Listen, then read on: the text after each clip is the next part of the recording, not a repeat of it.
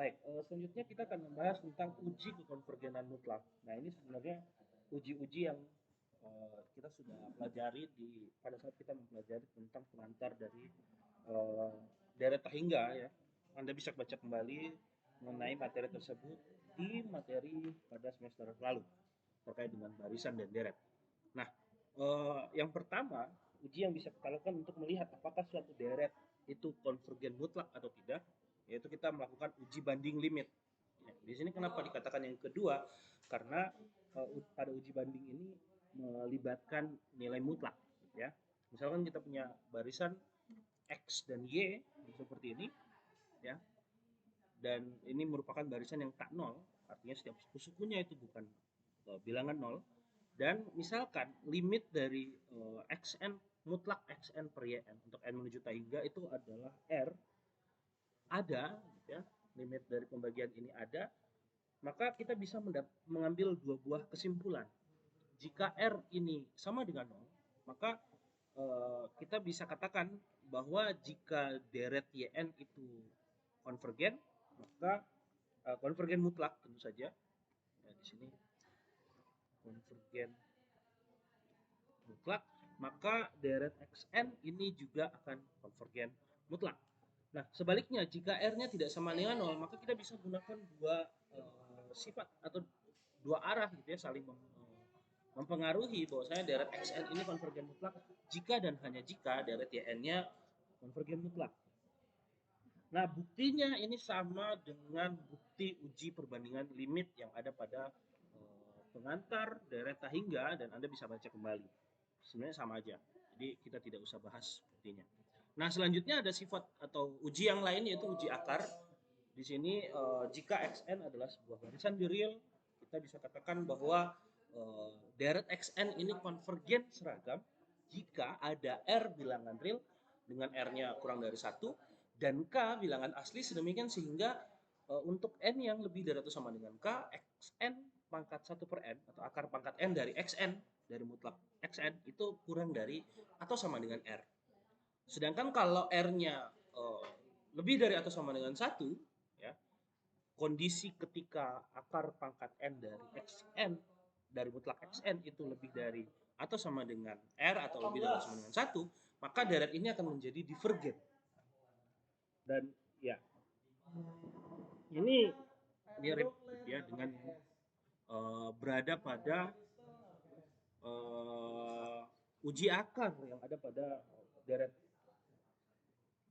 di barisan biasa.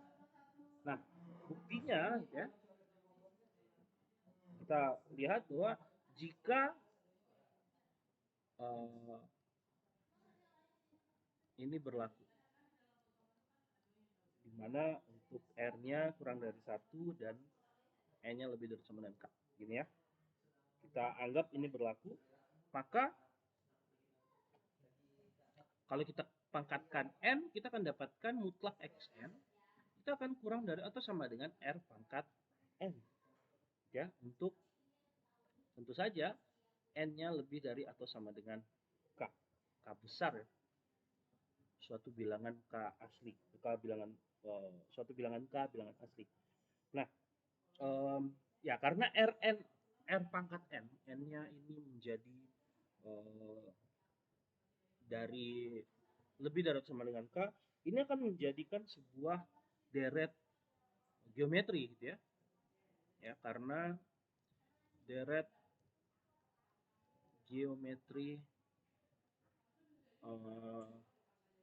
R pangkat N, N-nya ya katakanlah dari 0 sampai hingga, ini adalah deret yang konvergen, ya. Konvergen untuk tentu saja R-nya lebih dari atau sama dengan 0 dan kurang dari 1, ya. Maka dengan uji banding, maka menurut uji banding di Anda lihat di teorema 3.7.7, kita akan dapatkan ya, karena ya kita dapatkan bahwa Rn ini suku-suku dari sebuah deret geometri yang konvergen, maka kita akan dapatkan mutlak Xn itu akan menjadi suku-suku dari deret xn gitu ya, karena memenuhi ketaksamaan ini, maka deret mutlak xn ini akan menjadi deret yang konvergen. Ya, dengan kata lain,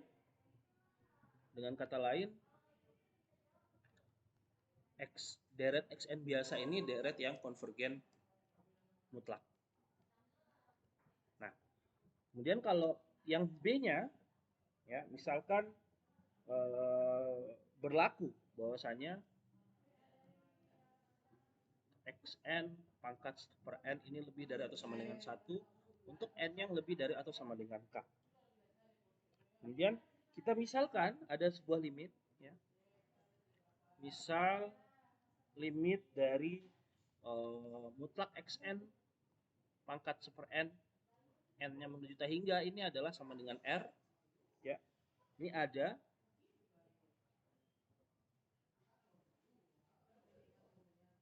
sebentar, kayaknya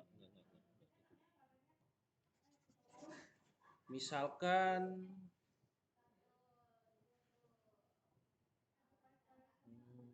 nggak usah.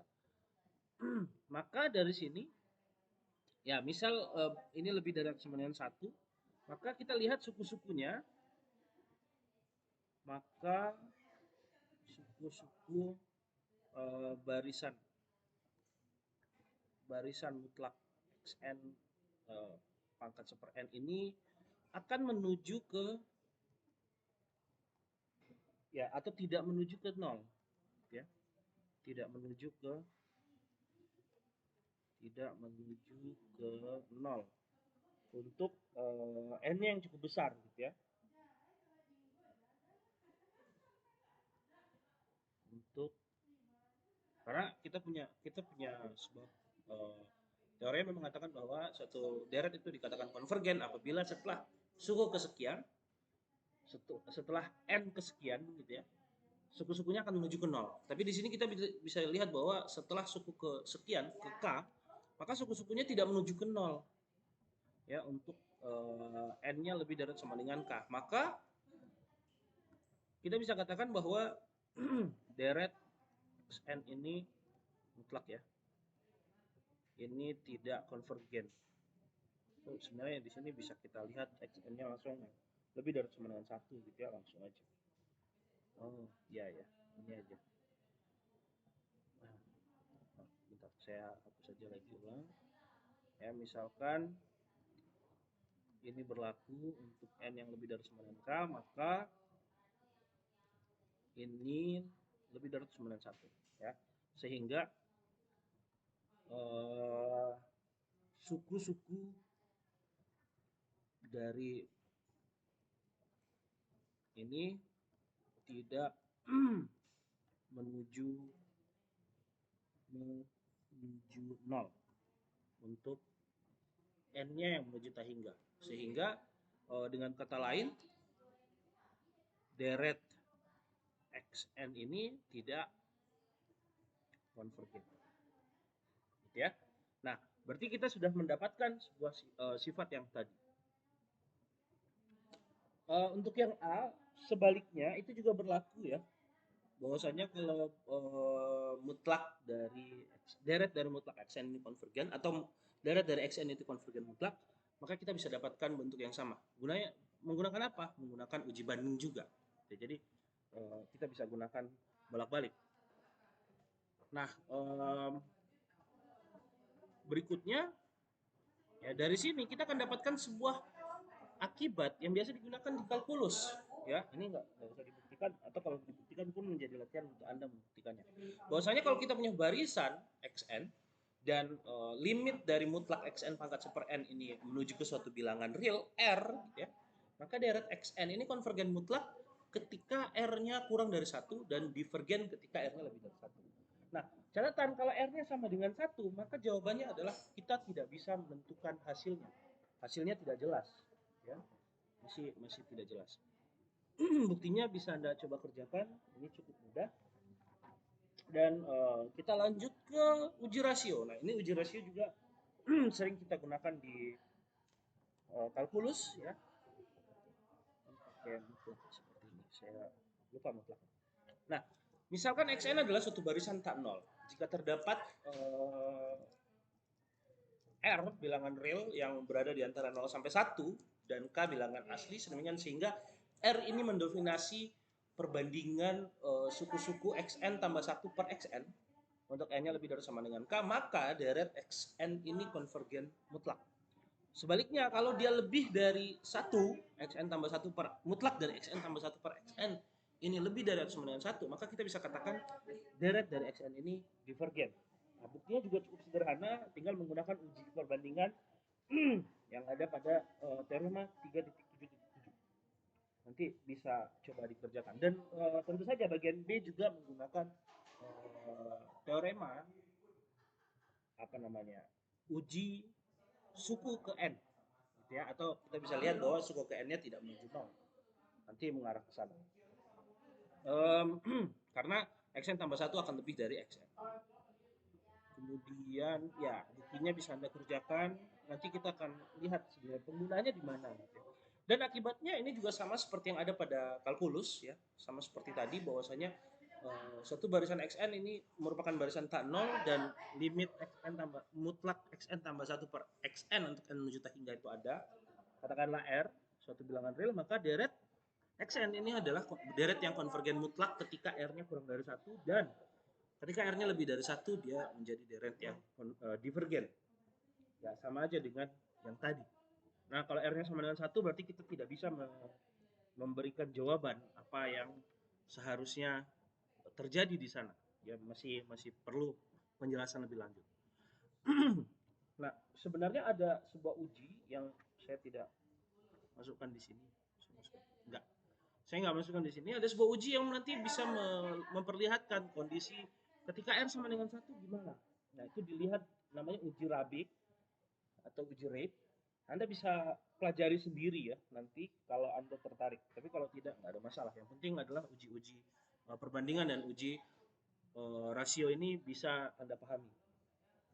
Selanjutnya adalah uji integral. Nah, di sini di uji integral kita menggunakan integral tak tentu. Ingat bahwa integral tak tentu itu adalah kalau misalnya 0 sampai tak hingga dari f t dt, nah ini sama dengan limit dari misalkan b menuju tak hingga dari integral 0 sampai b f t dt. Ya, ini integral tak tentu. Sehingga integral itu sebenarnya kan nggak bisa sampai tak hingga ya. Nah, bagaimana cara menggunakan uji integral ini untuk deret? Dan di sini kita lebih kepada mengaproksimasi nilai dari deret. Misalkan f adalah fungsi turun ya, dan bernilai positif pada t ketika t-nya bernilai lebih dari atau sama dengan 1. T-nya dari 1, 2, 3 dan seterusnya. Itu fungsi f-nya akan bernilai turun. Maka deret fk ini akan konvergen jika integral tak tentu ini ada. Ya. Jika terdefinisinya integral ini. Nah, pada konvergenannya jumlah parsial Sn yang sama dengan seperti ini ya dan jumlahan S yang sama dengan jumlahan Fk seperti ini memenuhi perkiraan yang ini. Jadi kita bisa memperkirakan nilai S-nya berapa atau deretnya itu bisa diperkirakan nilainya berapa tergantung pada n dan ya n tambah 1 dan n-nya seperti ini. Buktinya ya buktinya nggak saya bahas karena sebenarnya cukup sederhana ya. Dia terfokus pada integral ya bahwasanya f-nya positif turun gitu ya, maka nilai fungsinya nanti akan lebih besar. Kita menggunakan teorema dasar kalkulus di sini, kemudian nanti dipisahkan lalu diambil limitnya, limit dari integral gitu ya. Kemudian cari selisih, kemudian dia akan menuju ke sebuah m ya nanti menjadi bagian salah satunya. Jadi di sini nanti masih dalam bentuk suku-suku, suku ke M, suku ke N yang salah satu kita ambil menuju ke hingga maka dapatkan integralnya atau jumlahannya, deret ya, jumlah deret. Nah kita ke contoh aja, bahwasanya misalnya kita punya deret seperti ini, 1 per N pangkat P untuk N-nya sama dengan 1 sampai tak hingga. Ini adalah deret P yang kita gunakan di semester lalu. Nah, kita akan gunakan ini untuk melihat apakah deret ini adalah deret yang konvergen, gitu ya. Nah, misalkan kita lihat ketika P-nya sama dengan 2, kita tahu bahwa deret yang 1 per N kuadrat untuk N-nya dari 1 sampai T hingga, ini adalah deret yang konvergen, ya. Ini adalah deret yang konvergen. Nah, di sini kita bisa menggunakan uji banding, ya. Kita bisa bandingkan dua buah, kita gunakan uji limit sebenarnya. Itu uji banding, uji perbandingan.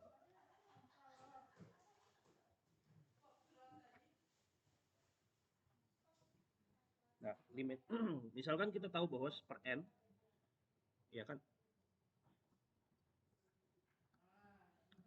N kuadrat itu akan kurang dari atau sama dengan N dikali N tambah 1, ya. N dikali N tambah 1 atau N kuadrat tambah N, ya. Nah, kalau kita ambil sepernya, kita punya bahwa N1 per N kuadrat akan lebih dari atau sama dengan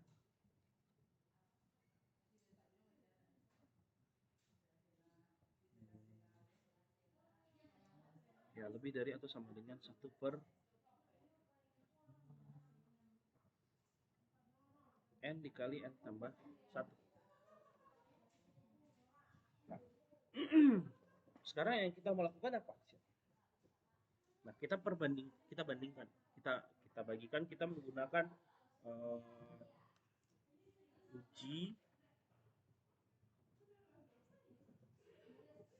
Nah, uji perbandingan kita gunakan ini, bahwasanya xn,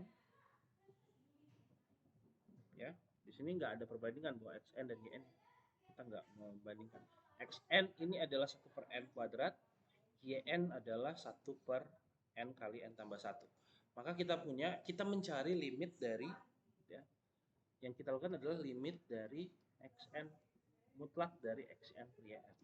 Kalau kita lakukan ini, berarti kita mencari limit dari mutlak 1 per N kuadrat dibagi 1 per N kali N tambah 1. Seperti ini, ya. Maka ini sama dengan limit dari N kali N tambah 1 per N kuadrat untuk N-nya menuju T hingga. Nah, ini kita coret, kita akan dapatkan hasilnya adalah limit dari N tambah 1 per N untuk N-nya menuju T hingga. Ini mutlak. Nah, kita tahu karena mutlaknya bilangan asli, N-nya bilangan asli itu positif, ya, lebih dari 0. N tambah 1 juga pasti positif, ya. Ini sama aja dengan limit dari N tambah 1 per N. Ini N-nya menuju T hingga, kita kalikan kedua ruas dengan, atau ini kita kalikan dengan 1, yaitu 1 per N.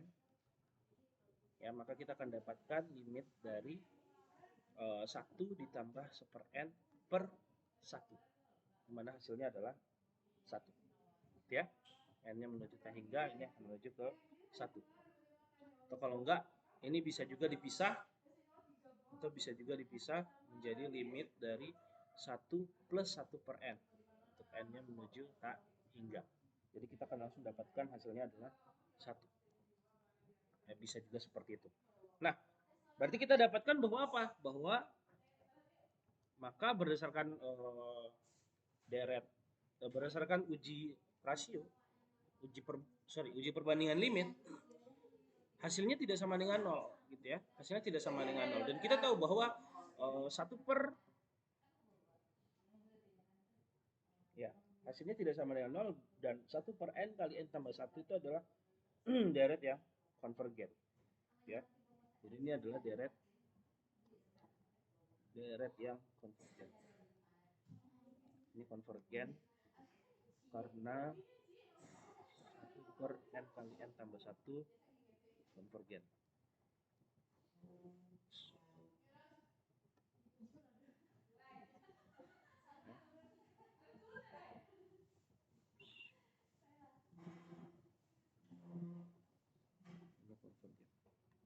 Nah, kemudian kita coba cara yang lain, ya.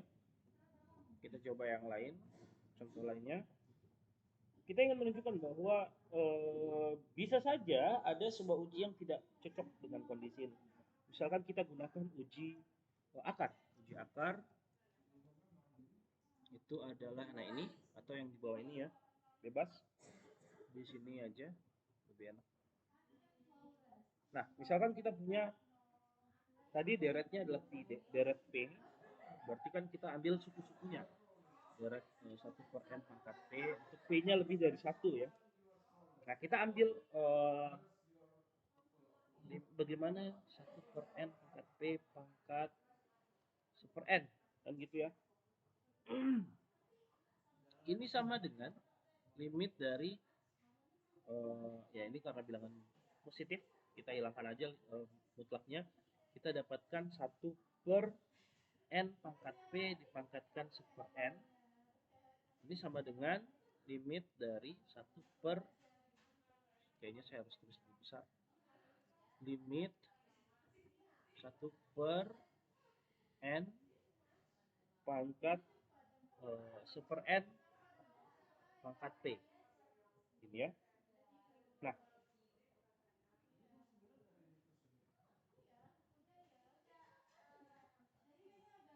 kita lihat bahwa N pangkat 1 per N ini ada di contoh 3.1.11. Anda bisa coba cari sendiri. Ini hasilnya adalah menuju ke 1 per 1 pangkat P. Hasilnya adalah 1. Berarti apa? R-nya ini adalah 1. Karena R-nya sama dengan 1, kita bisa lihat di akibat ini kita tidak bisa menentukan apakah XN-nya atau deret 1 per N pangkat P ini adalah deret yang konvergen. Ya, kita nggak tahu. Jadi tidak dapat diambil kesimpulan. Nah, dengan deret yang sama kita coba gunakan yang lain. Ya, dengan coba kita pakai deret dengan menggunakan bentuk rasio, uji rasio ya. Uji rasio berarti kita bagi N plus 1 dengan N-nya ya. Bahwasanya kita lihat limit dari mutlak 1 per, mungkin saya harus tulis besar-besar ya. Limit mutlak 1 per N tambah 1 pangkat P per 1 per N pangkat P ya. Seperti ini akan sama dengan N pangkat P per N tambah 1 pangkat P. Nah, ini kalau kita bagi dengan 1 per N pangkat P gitu ya, kita akan dapatkan, ini pakai limit masih, limitnya sama dengan 1 per 1 ditambah 1 per N pangkatkan P, dimana ini N-nya menjuta hingga ya, dan hasilnya ya 1 juga, sehingga masih sama kayak tadi, R-nya sama dengan 1, kesimpulan tidak bisa diambil.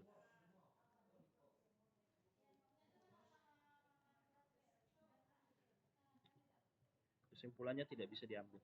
Nah, kemudian kalau kita menggunakan integral ya, kita mungkin bisa mendapatkan daerah di mana dia bisa konvergen ya. Nah, kita coba integral, uji integral. Nah, ini uji integralnya ya. Bahwasanya misalkan kita misal Ft itu adalah 1 per T pangkat P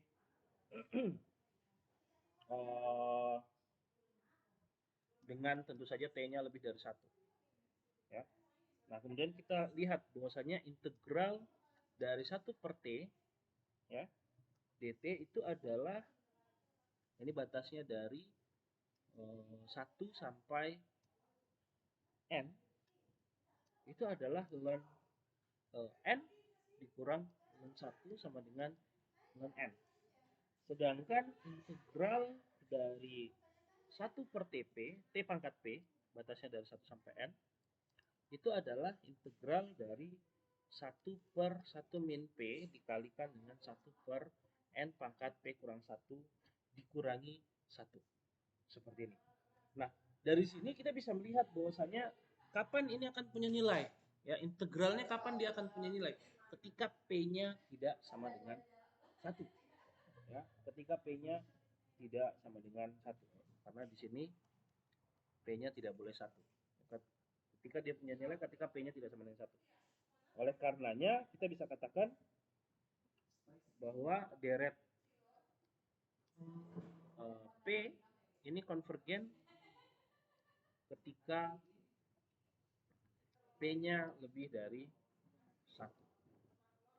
Ya, P-nya lebih dari 1. Dan akan divergen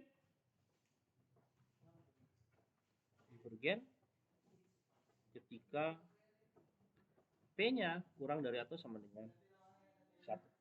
Ya, seperti yang sudah kita pernah bahas di semester kemarin. Saya rasa itu.